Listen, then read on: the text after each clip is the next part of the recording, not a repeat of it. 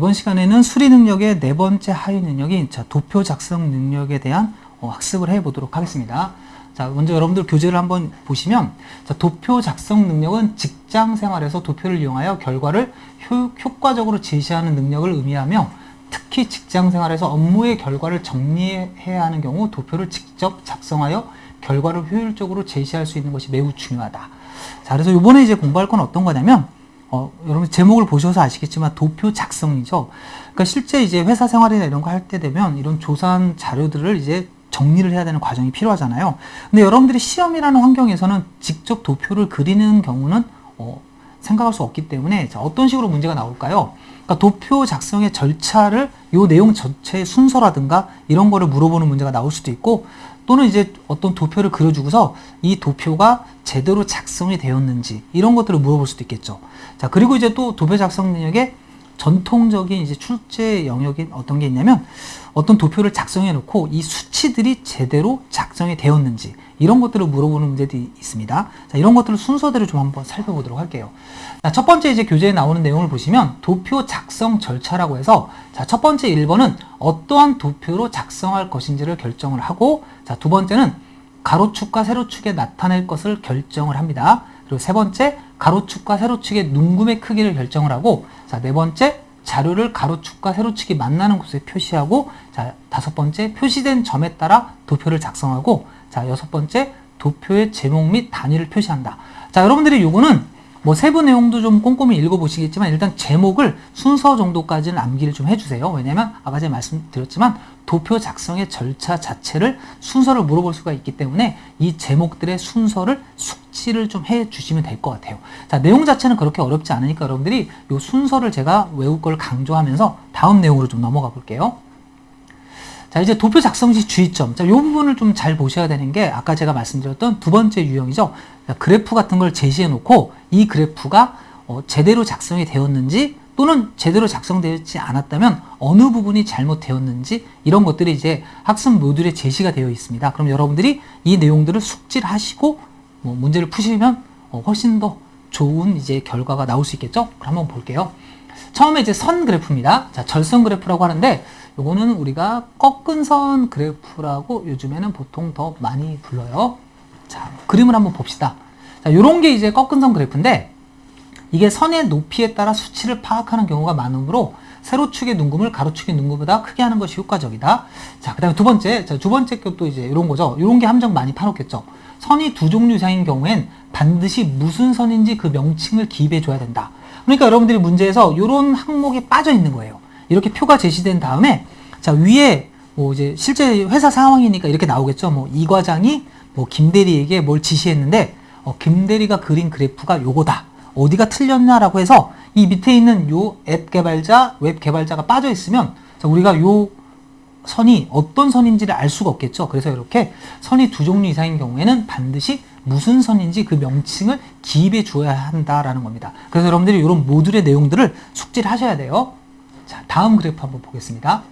자, 요 이제 막대 그래프인데, 자, 요거는 이제 막대수가 부득이하게 많은 경우에는 눈금선을 기입하는 것이 알아보기 편하다. 이렇게 이제 눈금선이 기입이 돼 있죠. 자, 그 다음에 막대의 폭은 모두 같게 해야 된다. 그러니까 막대의 폭이 지금 다 동일하잖아요. 근데 뭐 예를 들어서 이제 그림을 그리면서 한국이 이제 중요한 나라다라고 해서 한국만 이렇게 두껍게 하면 안 된다는 거예요. 그래서 막대의 폭은 모두 같게 해야 된다라고 해서 이런 것들이 잘못되어 있으면 여러분들이 선택지에서 한국의 막대폭이 다른 나라에 비해서 넓기 때문에 그 부분을 수정해야 된다라고 돼 있으면 그게 정답이 되겠죠.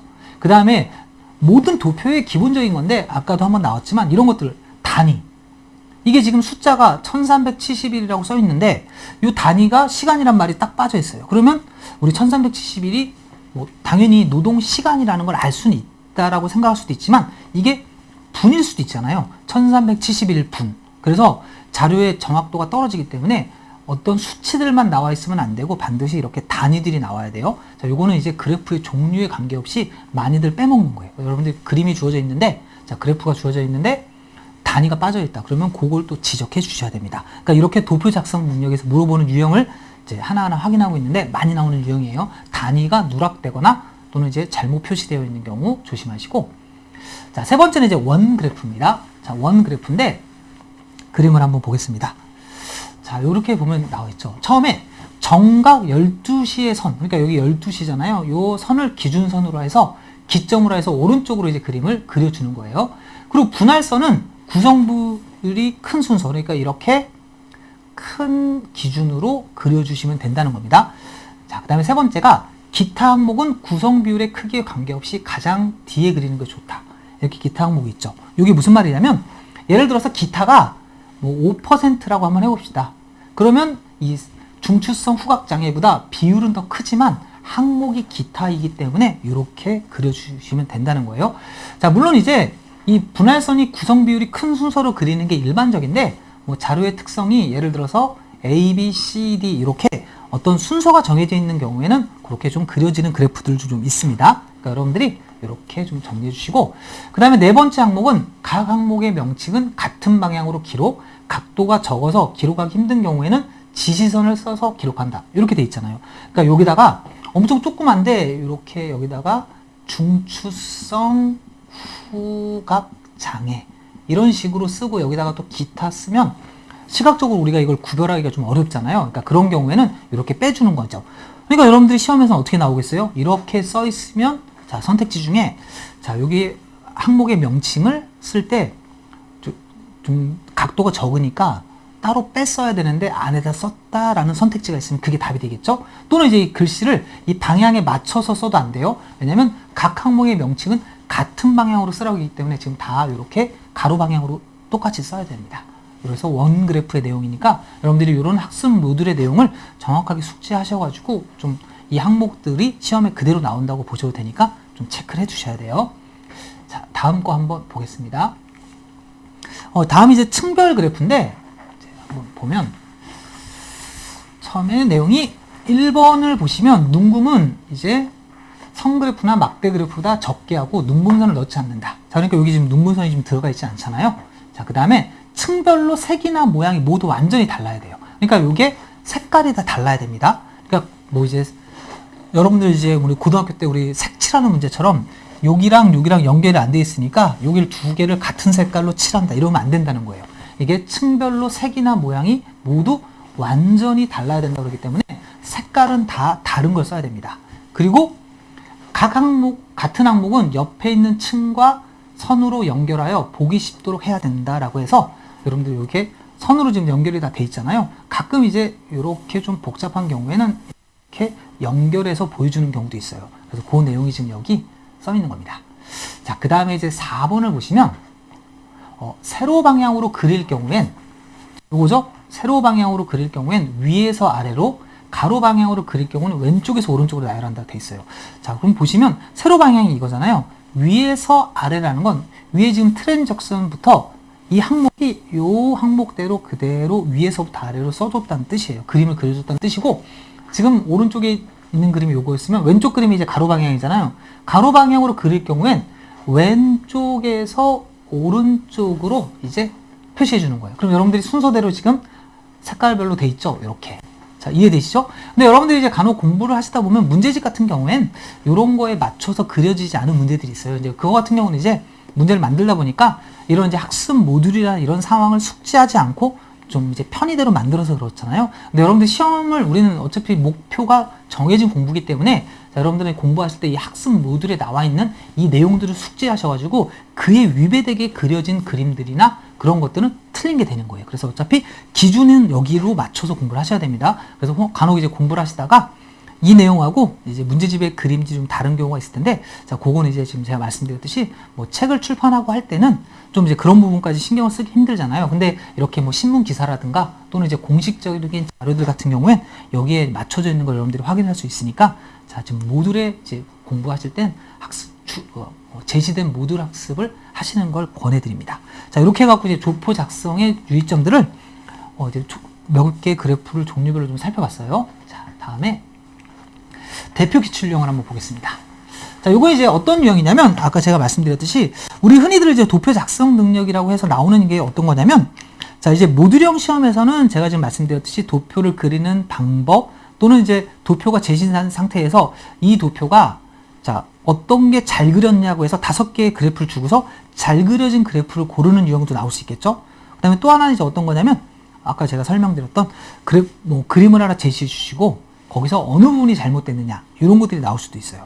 자, 근데 지금 여러분들, 교재에 있는 대표 기출 유형은 뭐냐면, 그동안에 이제 모듈형이 아닌 시험에서도 꾸준하게 나왔던 도표 작성 능력인데, 자, 이렇게 표가 나와 있고, 이 표들을 그래프로 옮기는 겁니다. 자, 그러니까 여러분들이 이제 모듈형에서는 두 가지예요. 요게 옮겼을 때, 이런 수치들은 잘 맞았는데, 이제 뭐 단위를 빼먹었다든가 어떤 그래프 그리기를 잘못해서 틀린 문제도 나올 수도 있는 거예요. 근데 지금 여기 저랑 이제 같이 공부하는 유형은 뭐냐면, 자, 옮길 때 우리 그래프의 어떤 형식도 중요하지만 뭐도 중요합니까? 수치도 중요하겠죠, 수치. 그래프의 수치가 제대로 옮겨졌는지. 자, 그런 것들을 이제 비교하는 문제인데, 자, 한번 볼게요. 다음은 원자력 공급 산업체 및 연구 공공기관의 교육훈련비 추이에 관한 자료이다. 이를 기반으로 작성한 그래프로 옳지 않은 것은이에요. 그럼 여러분들이 이제 구분해서 연도가 나오고, 자, 밑으로 이제 쭉 나오잖아요. 그럼 처음에 한번 1번을 볼게요. 총 교육훈련비 추이다. 자, 이게 좀 크니까 제가 약간 다른 화면으로 해석하겠습니다. 보시면 처음에 1번 교육훈련비 추이입니다. 그래서 뭐라고 나오냐면 억 원이라고 단위가 되어 있고, 처음에 이제 2011년부터 교육훈련비를 이제 한번 쭉 보시면 여기 249, 134, 234, 261, 194 이렇게 순서대로 옮겨놨죠. 자, 이런 것들은 이제 단순 확인이에요. 그럼 출제자들 입장에서 자, 지금 옳지 않은 게 하나밖에 없어요. 자, 옳지 않은 게 하나밖에 없고, 그 다음에 5개 선택지가 모두 다 이런 식으로 되게 간단하게 수치가 나와 있다면, 아까 제가 말씀드렸죠. 수치가 중요한 게 아니에요. 그런 문제는 수치가 중요한 게 아니라 어떤 항목. 자, 여기가 뭐 총 교육훈련비 추인데, 요걸 이제 이 중에 하나, 뭐 원자력 연구 교육훈련비 추이. 그러면 여러분들 요걸 숫자를 쓰면 안 되고, 요 숫자를 이제 써야 될 거 아니에요. 그러니까 숫자를 바꾸는 거죠. 요 제목을 바꿔서 함정을 파는 경우도 있을 것이고, 그 다음에 단위가 위에는 억 원인데, 여기 단위를 이제 이제 다른 100만 원 이렇게 단위를 바꿔서 할 수도 있겠죠. 그래서 여러분들이 이런 것들을 이제 시험에서 나올 수가 있어요. 그래서 수치가 쉬우면 함정이라든가 그래프가 제대로 그려졌는지를 확인하는 거고, 자, 근데 이 문제처럼 지금 2번에 보시면 원전 건설 운영 분야 전년 대비 증감분이에요. 자, 그 다음에 3번 선택지 보겠습니다. 자, 3번 선택지 보시면 원자력 지원 관리 분야 전년 대비 증감분이에요. 그 다음에 4번도 원자력 지원 관리 분야 전년 대비 증감률입니다. 그리고 5번 선택지는 원전 건설 운영 교육훈련비 전년 대비 증감률이에요. 자, 이런 식으로 계산의 내용들이 꽤 많이 나오죠. 자, 계산의 내용들이 좀 많이 나옵니다. 그럼 이런 것들은 이제 출제자들의 포인트가 뭐냐면, 아까 제가 말한 함정이라든가 그래프를 제대로 그렸냐, 이런 걸 보는 게 아니라 이 수치들이 제대로 옮겨졌느냐를 물어보는 거예요. 그래서 여러분들이 이런 유형의 문제에서는, 자, 보세요. 제가 이제 경험상 보면 지금 1번이나 2번, 자, 2번이 뭐냐면 전년 대비 증감분이에요. 자, 이렇게 덧셈 뺄셈입니다. 자, 이런 것들. 그 다음에 3번도 전년 대비 증감분이죠. 덧셈 뺄셈이에요. 자, 저런 선택들이 비교하기는 쉬운데 정답일 확률은 상당히 낮아요. 그러니까 차라리 여러분들은 4번이나 5번처럼 증감률, 즉 계산이 좀 복잡하지만 나눗셈이 있는 선택지를 먼저 보시는 거예요. 그럼 제가 봤을 때 확률적으로 90% 또는 95% 이상 이쪽 부분에 정답이 들어있거든요. 자, 그래서 저도 이제 문제를 봤으니까 한번 4번부터 볼게요. 자, 원자력 지원 관리 분야 전년 대비 증감률입니다. 자, 그리고 이런 거 하실 때도 주의하실 점이 뭐냐면, 자, 계산을 하나하나 다 꼼꼼하게 하시게 되면 시간이 오래 걸려요. 근데 문제에서 물어보는 게 옳지 않은 것을 물어보기 때문에 계산이 맞았나를 확인하는 게 아니라 틀린 걸 찾으면 되는 거죠. 그래서 이런 유형에선 틀렸을 때는 좀 확실하게 틀리는 경향이 있거든요. 확실하게 틀리는 경향이 있으니까 여러분들이, 자, 이게 봤을 때 한눈에 좀 계산이 안 들어오면, 아, 이게 맞았겠지라고 넘어가시는 것도 괜찮아요. 그리고 특별한 숫자들을 좀 보는 게 중요한데, 자, 보세요. 4번을 보는데 하나씩 따지지 말란 얘기예요. 하나씩 따지지 말고 딱 보면 특별한 게 누구예요? 이게 0이잖아요.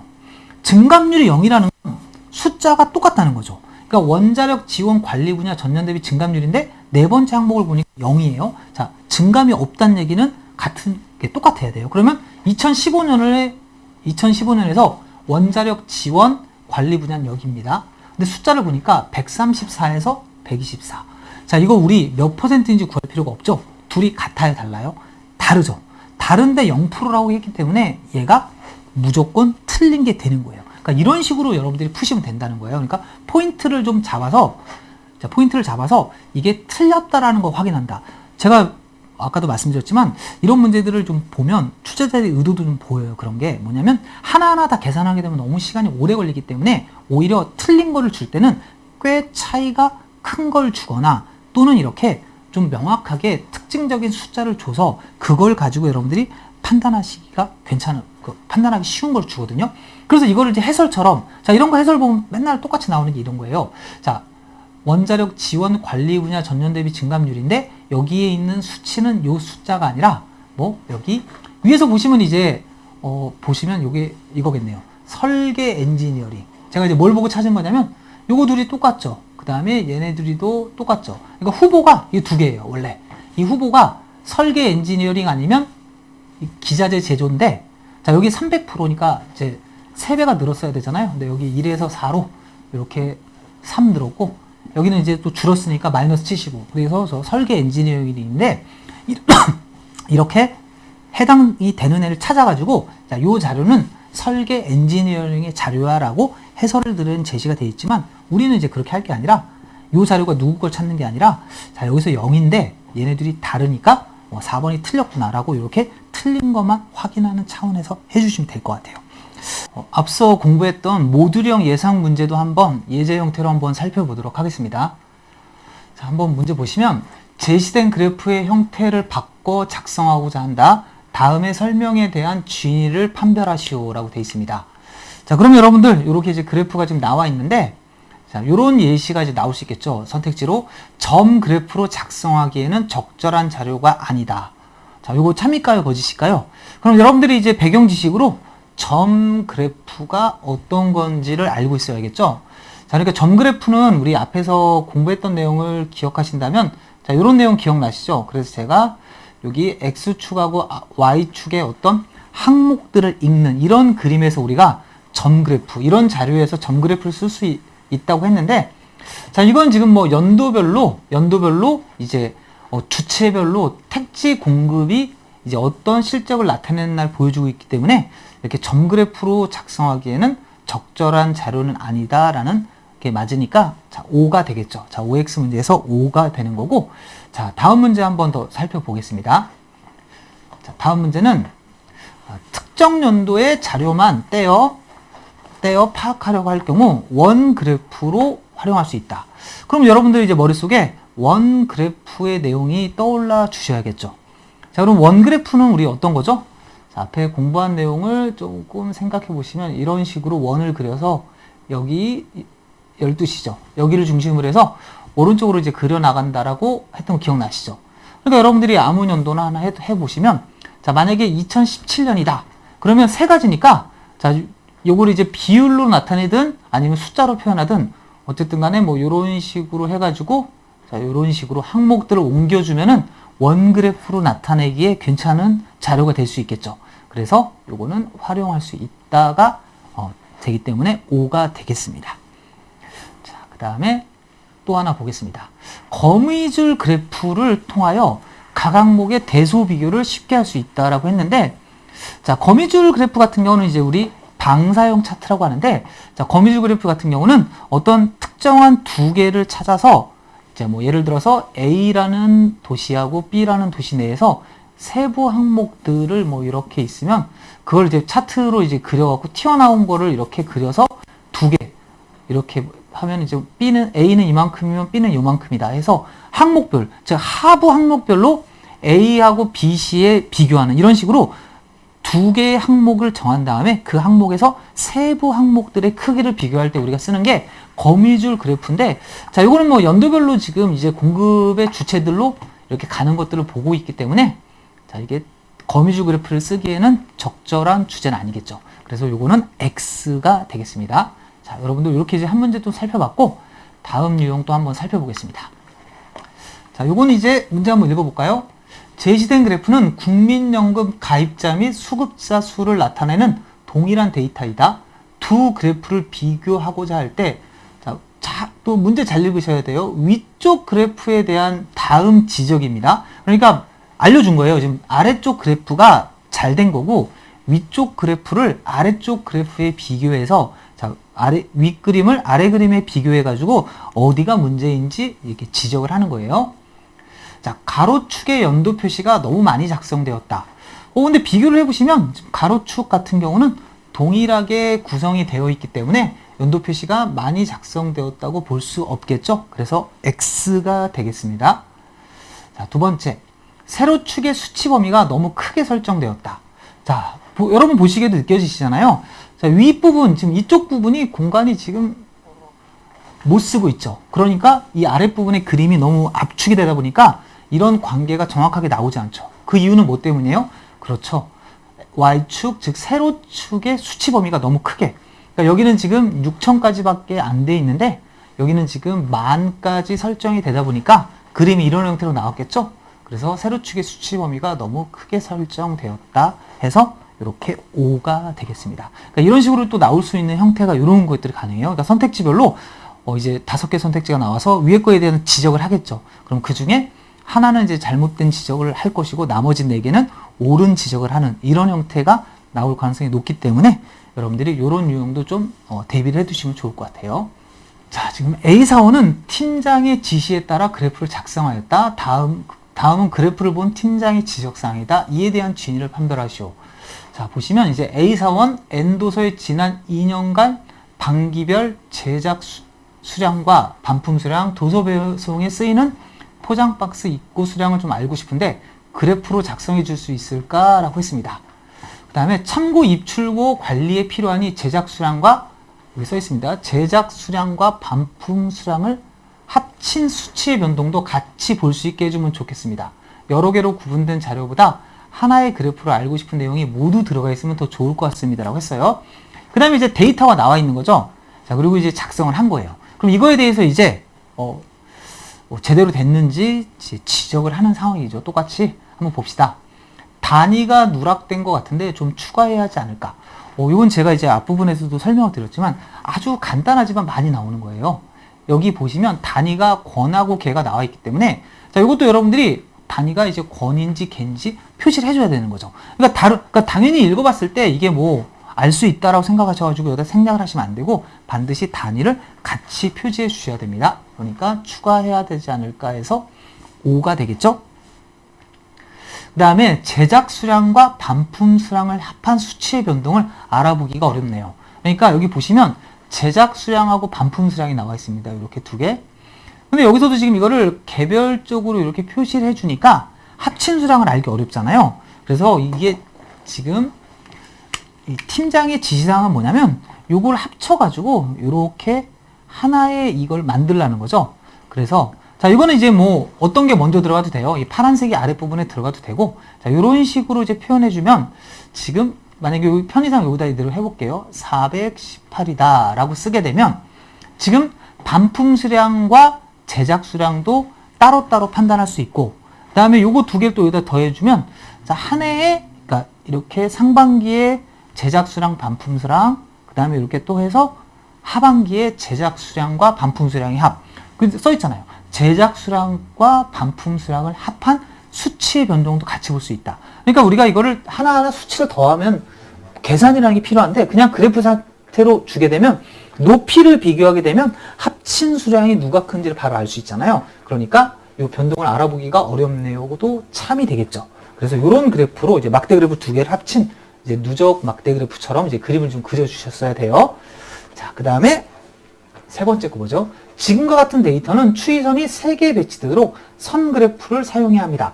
자, 여기 선 그래프를 만약에 이것들을 선 그래프로 그려주게 되면 이제 뭐 눈에 복잡한 것도 복잡한 거지만 마찬가지로 제작 수량과 반품 수량을 합한 수치의 변동을 비교하기가 어렵겠죠. 비교하기가 어렵기 때문에 요거 같은 경우도 지금 이게 선 그래프 3개를 활용하는 거는 좋지 않을 것 같아요. 그래서 55X가 됩니다. 자, 여러분들 이제 제가 이제 모듈형에 나올 수 있는 이런 이제 그래프의 작성에 대한 이런 이제 문제도 좀 살펴봤는데, 여러분들이 처음에 이제 모듈형 공부를 하실 때는 이런 도표 작성 능력에서 이런 내용들이 좀 생소하기 때문에 좀 어렵게 느낄 수도 있는데, 실제적으로 좀 학습을 하신다면 이 부분들은 그렇게 난이도가 높은 부분은 아닐 수도 있어요. 대신에 공부를 하고 가지 않을 때는 점수를 좀 받기 어려울 수가 있기 때문에 이런 유형의 문제는 반드시 학습을 한번 해두셔야 됩니다. 근데 공부를 좀 하시고 나시면 오히려 이런 문제들보다는 우리 이제 전통의 출제형이라고 했던 어떤 수치들을 비교하고 하는 그런 유형들이 조금 더 어렵게 이제 다가올 수도 있는 겁니다. 그래서 여러분들이 자, 이게 모듈형으로 이런 내용들은 어떤 공부, 무슨 개념을 숙지한다는 느낌으로 조금 해주시면 쉽게 맞출 수 있고, 대신에 도표 작성의 실제 상황에서 수치들을 비교하는 문제들은 조금 더 훈련이 필요하다. 이런 식으로 정리를 해주시면 될 것 같아요. 자, 지금까지 이제 수리 능력의 네 번째 하위 능력인 도표 작성 능력을 모듈형을 중심으로 좀 살펴보면서, 자, 그에 더해서 전통적인 이제 출제 유형이었던 도표 작성 능력 중에서 수치를 계산하거나 또는 함정을 찾는 그런 유형까지 같이 좀 살펴봤습니다. 자, 여러분들 열심히 공부하시고 이제 본 강의에서 여러분들하고 많은 공부를 하길 바라면서, 자, 이렇게 이제 모듈에 대한 학습은 여기서 끝내도록 하겠습니다.